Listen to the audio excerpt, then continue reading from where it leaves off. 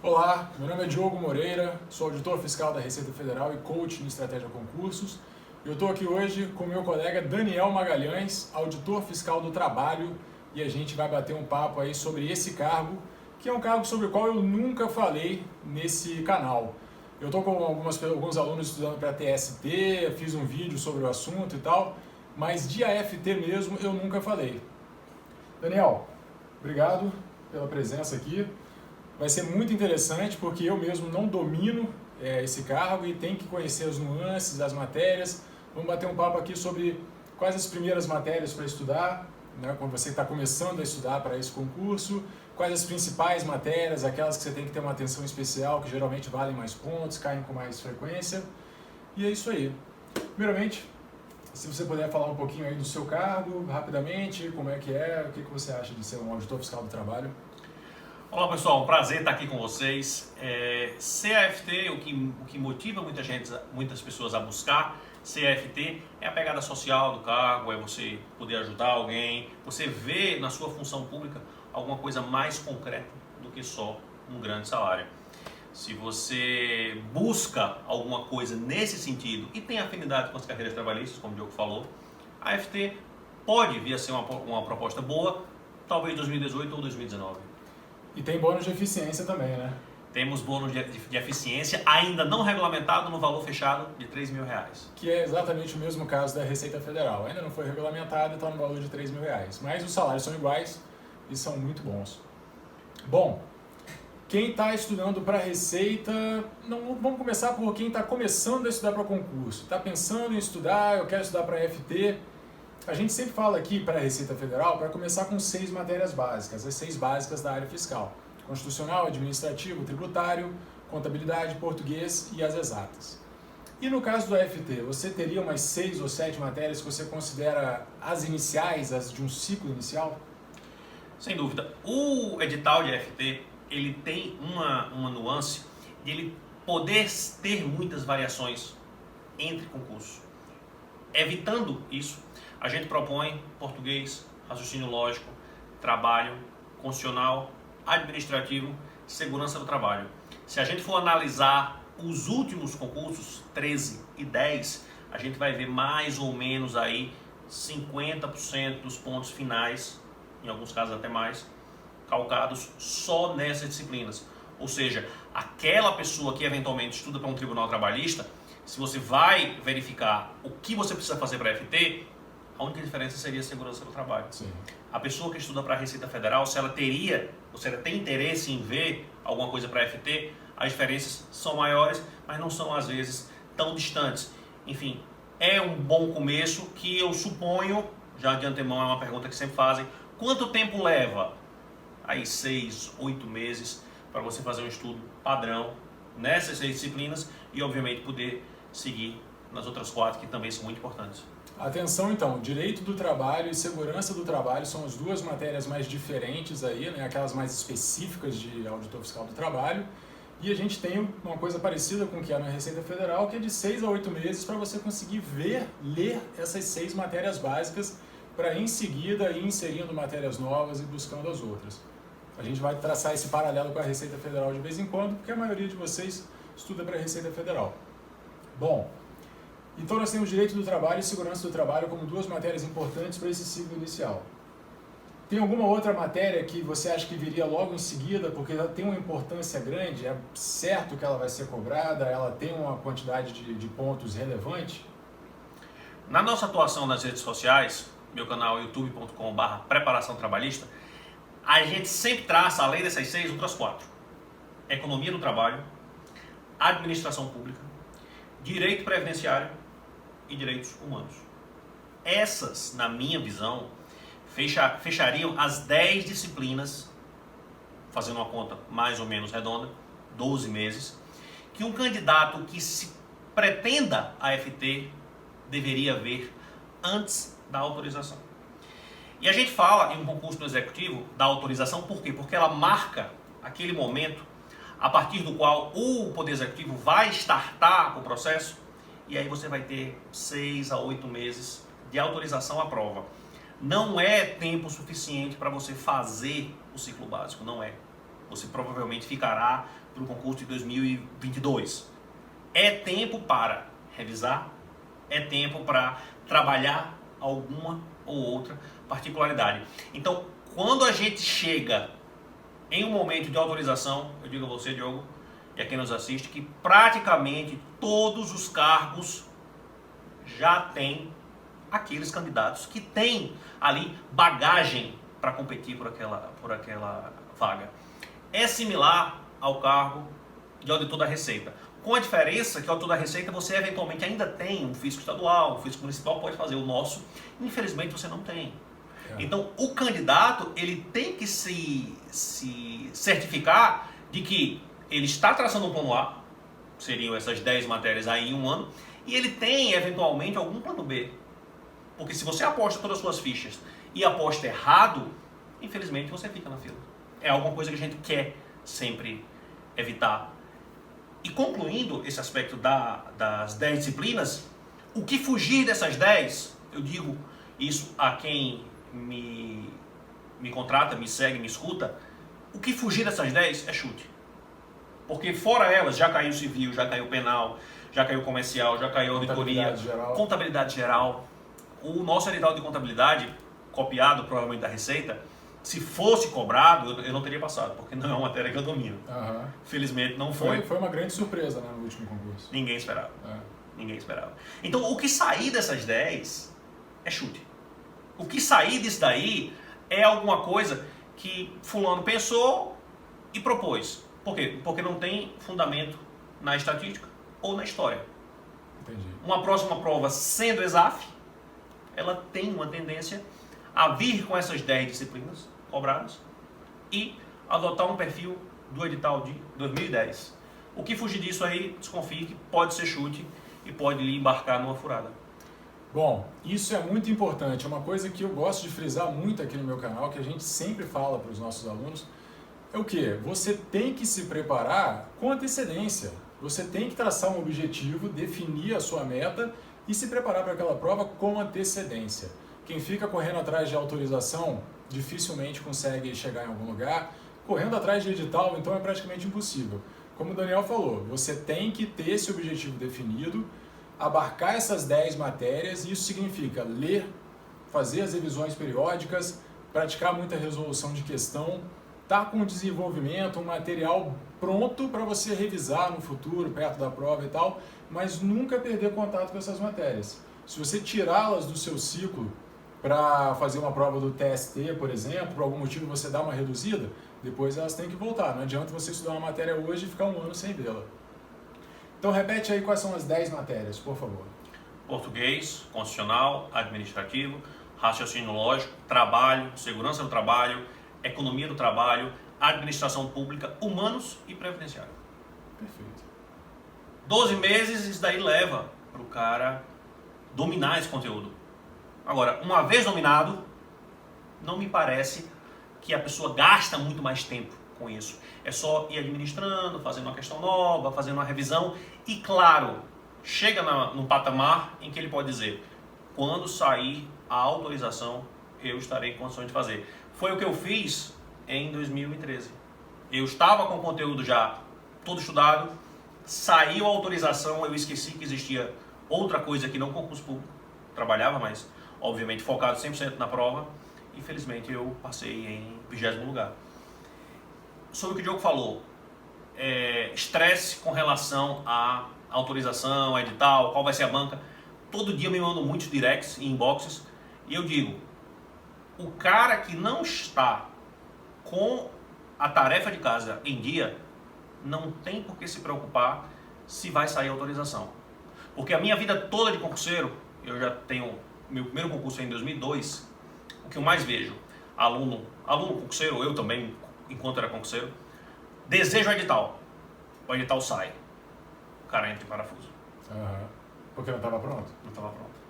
É isso aí. A autorização não é uma coisa que você espera para começar a estudar, não é uma coisa que tem que estar logo ali para você dar aquele gás. Quando a autorização sair, você tem que estar bem nessas matérias, é importante frisar isso. Não adianta, você não vai conseguir correr atrás desse prejuízo depois, as matérias são grandes, elas são muito importantes e é um concurso de alto nível. Elas vão ser cobradas num grau de dificuldade muito grande. As pessoas que se preparam para a FT, algumas delas também se preparam para a Magistratura do Trabalho, para a MPT, AGU, PFN, DPU. Então são pessoas que estão acostumadas a cargos de elevada complexidade. O que não quer dizer, e eu já antecipo outra questão que sempre me colocam, que os formandos em Direito, os bacharéis em Direito, eles têm alguma primazia em relação ao de outras áreas. Vamos com calma. Eu sou formado em Direito também, Direito de Administração. Tem colegas que são formados em outras áreas. 60% dos AFT são de áreas não jurídicas. E aí eu não vou dar exemplos para não...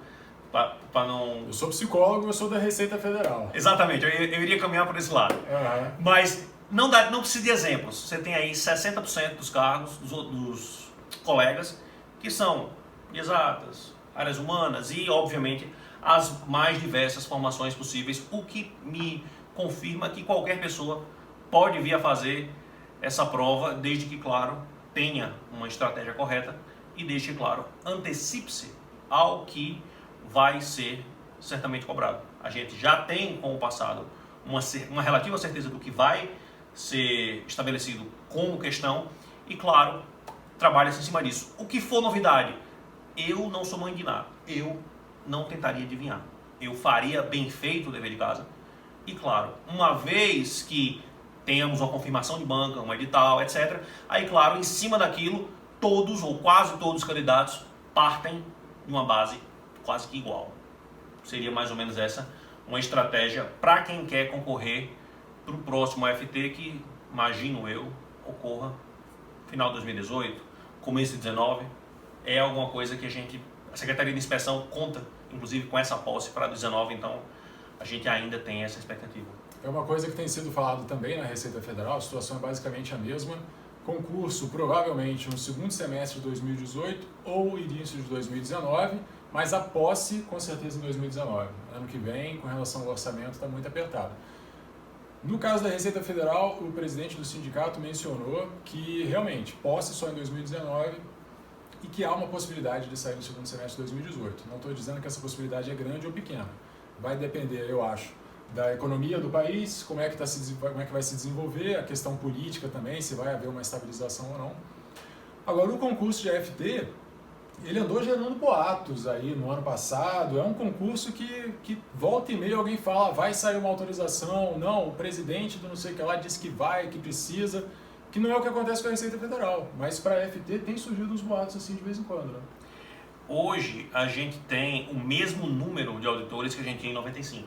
Nossa. Então você imagina o quanto o Brasil cresceu e com qual complexidade das relações os AFT na ativa têm que se deparar. Então eu sou chefe hoje, são muitos pedidos de fiscalização, são inúmeras denúncias que com o corpo que a gente tem hoje, com 1.200 cargos vagos, a gente não consegue atender. Outra questão, Diogo, que sempre me colocam, que deve ser alguma coisa similar para a Receita, lotações. Essencialmente, no nosso caso, na região norte. Manaus, Porto Velho, Boa Vista, Macapá, Rio Branco. Se a pessoa tiver um pouco de paciência, como eu tive, passei 2 anos em Manaus, não morri, não perdi nada, comi muito tambaqui, estou aqui, moro em Cuiabá, estou em Brasília hoje, reunião já, mas é um caminho quase que natural. Você ir para a região norte, onde obviamente tem a maior demanda. Quem vai para a região norte vai fiscalizar trabalho escravo. Calma, não é só isso que a gente faz. 90% dos AFT estão em meio urbano. Estão fiscalizando, eventualmente, uma fábrica, um restaurante, estão fazendo fiscalização à distância, FGTS, que se aproxima de uma fiscalização tributária, estão inserindo aprendizes, IPCDs, pessoas com deficiência, com necessidade especial, no mercado de trabalho, estão fiscalizando trabalho infantil, estão fiscalizando trabalhos em indústrias, enfim, existem inúmeras possibilidades de atuação e para todas elas a gente precisa de AFTs. E baseado nisso é que eventualmente surge uma possibilidade. Vão autorizar 150, vão autorizar 100. O que ocorre é que a gente não tem hoje condição de dizer que 100 ou 150 FTs suprem alguma coisa. A gente tem em média 12 aposentadorias por mês. Então, de quando eu entrei em abril de 2014 para hoje, a gente já pode colocar aí pelo menos uns 400 colegas saindo. E se na próxima admissão entrarem 100, a gente fica com 250 a menos. O gráfico que o nosso sindicato faz é nítido. A tendência é de queda. Sim. Você só está aposentando e a reposição é bem menor. Então, em algum momento, vai ter que existir um concurso que se especula que quando vem a acontecer, não passe aí de 200, 250 vagas. O governo federal não vai autorizar um concurso de 900 vagas, muito embora tenha feito um acordo com o MPT e com o MPF nesse sentido. Então, quem estuda para FT, pensa em 250 vagas, basta uma para você, não precisa de duas. E fazendo um trabalho de base adequado, o candidato consegue. Quando chegar a autorização, verificar o que precisa ser feito e aí fazer aquele ajuste fino. E com a situação econômica e política do país melhorando, nada impede também que a gente tenha um outro concurso logo em seguida, num prazo muito mais curto.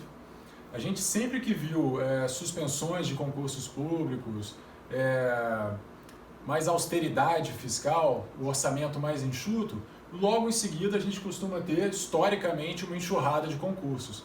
Por isso que a gente vem batendo na tecla, se está ruim de concurso para a área que você quer, tem pouca coisa, vá se especializando, vá melhorando, vai ficando cada vez mais na ponta de lança, porque quando sair, vai sair um monte de concurso. E eu acredito que a situação econômica melhorando, a gente possa vir até a ter mais de um concurso num período de 2 anos assim. Acho que não vejo por que isso não aconteça. Mas é como o Daniel falou, basta uma vaga para você. Ah, Diogo, o último concurso foi em 2013, tem gente se preparando há 4 anos para essa prova. Se eu começar agora, dá tempo de me preparar? Uma coisa que eu gostaria de falar sobre isso. Quando eu comecei a estudar para a Receita Federal, o último concurso tinha sido há mais de 3 anos e meio. Vamos botar 4 anos. Tinha alguém estudando há 4 anos, 5 anos para aquela prova, o sonho da vida dela. E eu não parei para me fazer essa pergunta. Será que eu vou conseguir passar esse cara que estuda há 4 anos? Eu fiz a minha parte. Faça a sua parte. Eu consegui. Com 9 meses de estudo, eu passei para a Receita Federal. Pulei essa fila enorme. Por quê? Estudei com a metodologia correta, estudei com a disciplina de verdade, com materiais bons, e aí consegui. Então, essa questão da fila, de quando vem a prova, de se eu vou conseguir, tem muita gente boa, não sei o quê, isso tudo é muito relativo. E com relação ao que a gente vai falar inicialmente, rapidamente, da formação, eu sou formado em psicologia e grandes amigos meus que passaram no mesmo concurso que eu são formados em veterinária, medicina e marketing. 3 grandes amigos meus aí. Bom, com relação ao cargo de AFT, alguma coisa que tem que tomar um cuidado especial? Por exemplo, na Receita Federal, contabilidade geral é o calcanhar de Aquiles. É uma matéria que requer uma atenção especial porque é a mais difícil. Exatas foi a matéria que mais eliminou pessoas no concurso de 2014. Matemática e raciocínio lógico é algo que você tem que estar bem preparado. E no caso do AFT, quais são aqueles pontos mais sensíveis? Havendo mínimo por matéria, que é algo comum na Receita, mas no 2013 o AFT não teve. Explicando, a Receita, a prova é da ESAF, a ESAF costuma colocar esse mínimo por matéria e a última prova de AFT foi do CESP. Qual é a pegada do mínimo por matéria? No AFT 2010 você tinha mínimo por matéria, você tinha mínimo por bloco de questões, conhecimentos básicos ou específicos, e você tinha mínimo no conjunto das provas. Então vamos supor aí você tinha aí 12 pontos de corte. Tira muita gente boa. Sim. O terceiro lugar, ou era quinto lugar, ficou por uma questão de inglês. Nossa Senhora. Imagina só. O grande quantitativo de gente peca em raciocínio lógico e em economia do trabalho. A gente tem uma tendência, eu como concurseiro também tive isso, de estudar o que se gosta. Só que o que se gosta é o que a gente menos realmente precisa. Porque onde você vai ganhar mais ponto? Onde você mais erra, é óbvio. Só que as pessoas elas se enganam nesse ponto e quando elas vão perceber que isso é um fato concreto, talvez já seja tarde.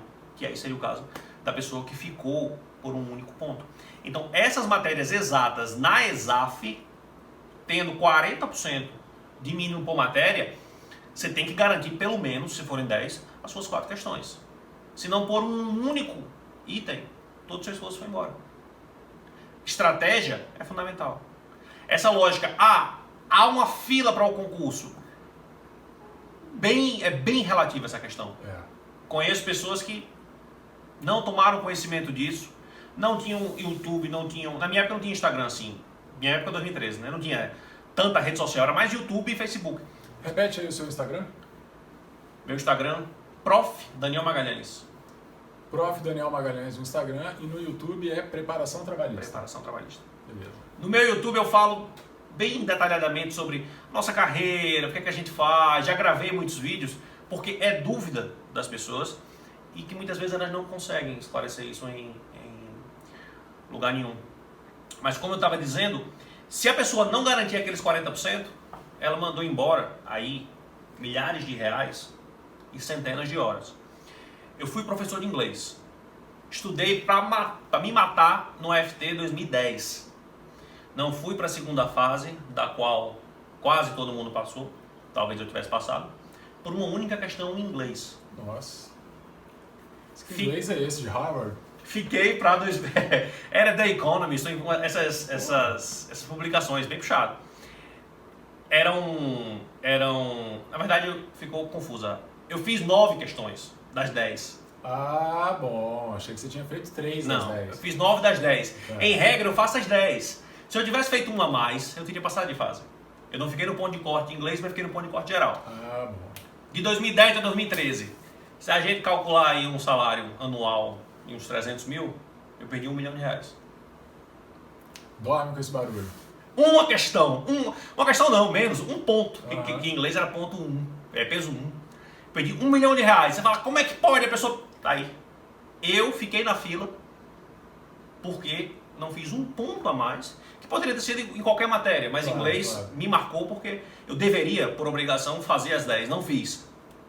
É alguma coisa que eu, que já passei por isso, digo pra você, você quer evitar. Porque se acontece em sua vida, em primeiro lugar, a chance de você se reerguer é difícil. Porque eu passei, isso foi marca, viu? Foi março de 2010. Nossa. Eu passei mais de ano sem querer ouvir falar em concurso público. Graças a Deus, em 2011 eu me recuperei, comecei a prestar provas, já pensando em 2013. E claro, em 2013 eu também passei.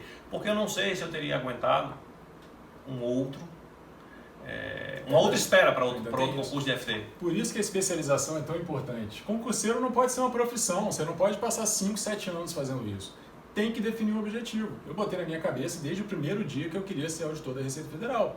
Teve Bacen, teve PF, que tinha um salário parecido com o de auditor, mais ou menos, e eu ignorei todos eles. Eu queria auditor. Essa especialização é muito importante. Repetindo o que foi falado no começo, quando sai uma autorização, quando o concurso está quente, já era para você estar estudando. Se você vai começar a estudar depois da autorização, dificilmente você está brigando por uma vaga, porque a ponta de lança é um pessoal muito especializado, é uma galera que está levando isso a sério. E com relação à pontuação mínima, é a metodologia. Você tem que ter uma estratégia de estudo, como você falou, distribuição da carga horária de acordo com a importância das matérias e principalmente com o grau de dificuldade. E o grau de dificuldade não é absoluto, ele é relativo. Você pode ter dificuldade em raciocínio lógico ou em português. Se a sua dificuldade é exatas, você tem que focar desde agora. Tem que atacar agora. Você não vai aprender matemática financeira pós-edital. Se você tem dificuldade, a hora de encarar as suas maiores dificuldades é agora.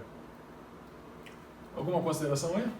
Se a pessoa tem um bloqueio com uma disciplina, e tem pessoas que têm as mais variadas, dentre elas exatas, ela tem que investir nisso quase que como se essa matéria fosse a única do concurso. Eu já tive coaches que tinham extrema dificuldade com raciocínio lógico e outra menina extrema dificuldade com português. Eu fiz, para tudo, fique 3 meses só vendo essa desgraça.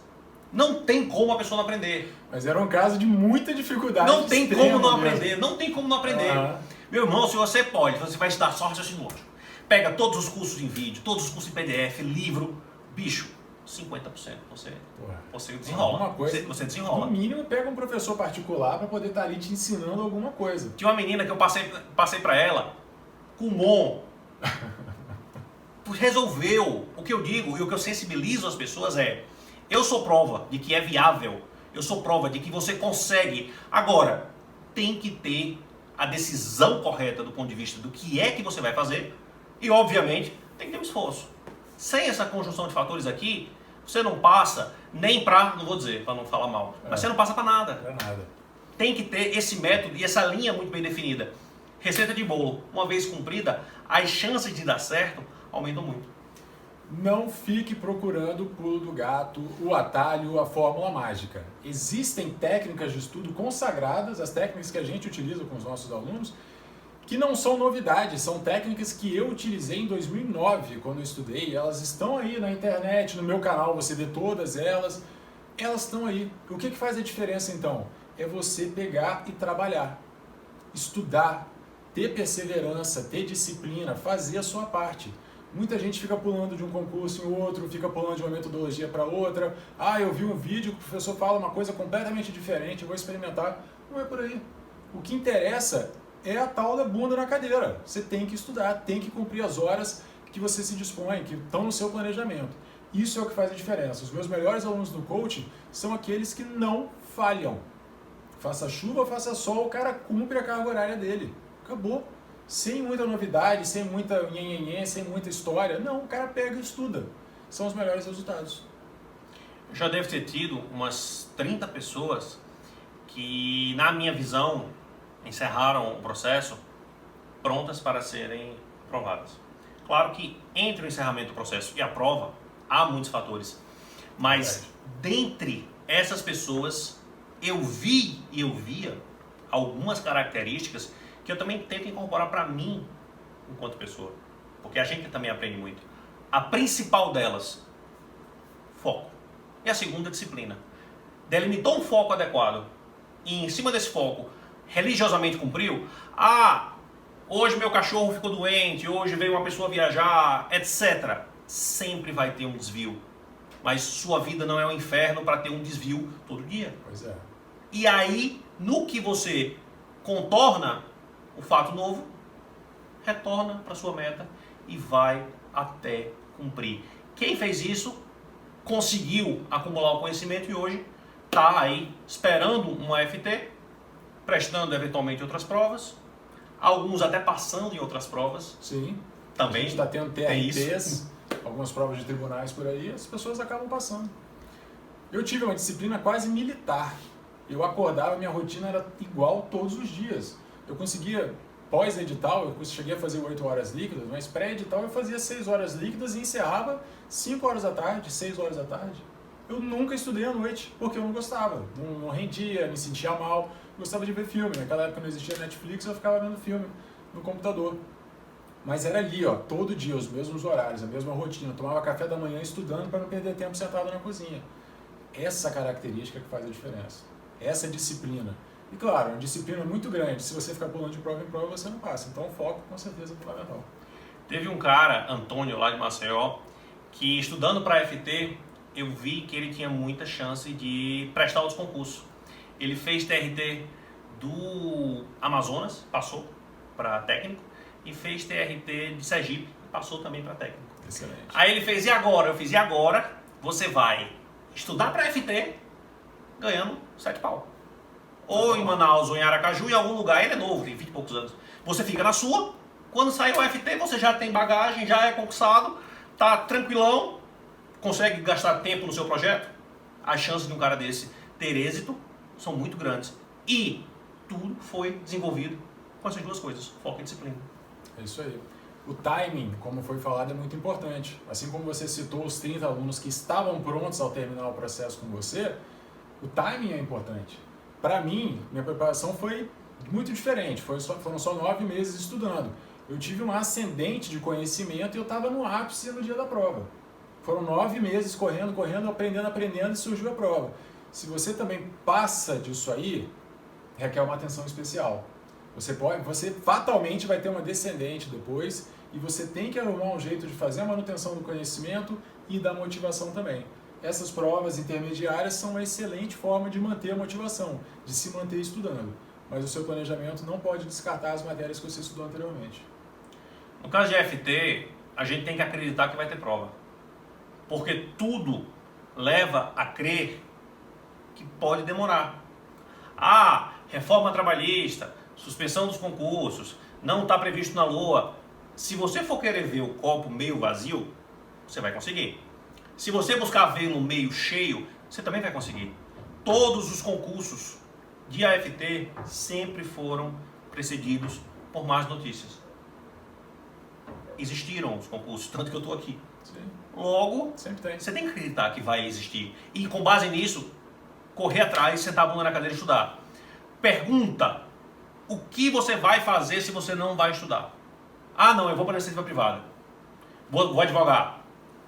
Se você não tem outra saída, sua saída é a melhor possível, é única, é aquela. O que não tem remédio, remediado está. Isso eu já falei para mais de um aluno no coaching. Ah, Diogo, eu tô aqui, não tô conseguindo sair do lugar, tô sentindo que eu tenho muita dificuldade, que eu não vou. Eu falo, cara, você vai fazer o quê? Você vai voltar para a iniciativa privada? Você vai sair mandando currículo? Não vai, cara. Isso é um caminho sem volta. Você começa a estudar para concurso, não tem volta. Você não desiste e volta para a iniciativa privada. A não ser que tenha alguma coisa muito facinho, pé de meia, muito fácil ali, um escritório de um parente de advocacia, alguma coisa assim. Caso contrário, não volta. Então você tem que estar com esse mindset de que você vai fazer isso até passar. E com relação à motivação, ao copo meio cheio, se essa prova vier no segundo semestre de 2018, provavelmente ela vai vir antes das eleições.